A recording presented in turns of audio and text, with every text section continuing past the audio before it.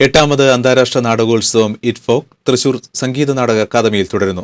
Meet the artist പരിപാടിയോടെ 6ാം ദിനം ആരംഭിച്ച നാടകോത്സവത്തിൽ 3 നാടകങ്ങളുടെ 5 പ്രദർശനങ്ങളാണ് ഉണ്ടായിരുന്നത്.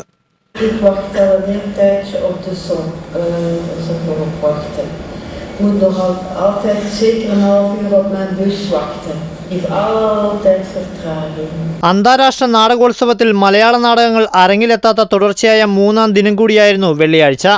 സിംഗപ്പൂർ ഡാനിയൽ കോക്കിന്റെ ചിയർ ലീഡർ ഓഫ് യൂറോപ്പ് എന്ന നാടകത്തോടെയാണ് 6ാം ദിനം അരങ്ങുണർന്നത്. തോപ്പിൽ ഫാസി ബ്ലാക്ക് ബോക്സിലാണ് ചിയർ ലീഡർ ഓഫ് യൂറോപ്പ് അരങ്ങേറിയത്. ലോകാവസ്ഥയെക്കുറിച്ചുള്ള ഒരു അറബ് നാടകകാരന്റെ കാഴ്ചപ്പാട് ഇതിവൃത്തമാക്കിയ മൊഗല്ലാത്ത് മാസേമിന്റെ 20 മിനിറ്റ് ദൈർഘ്യമുള്ള വെയിറ്റിംഗ് എന്ന അവതരണമാണ് രണ്ടാമതായി റീജിയണൽ തിയേറ്ററിൽ നടന്നത്.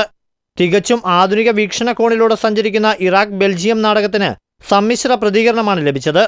വ്യാഴാഴ്ച അരങ്ങേറിയ ലെബനൻ നാടകം ദ ബാറ്റിൽ സീൻ 6ാം ദിനം അവസാന നാടകമായി വീണ്ടും അരങ്ങിലെത്തി. ഓരോ നാടകങ്ങളും ആസ്വദിക്കാൻ ദിവസവും നിരവധി പേരാണ് നാടകോത്സവ വേദിയിലേക്ക് എത്തുന്നത്.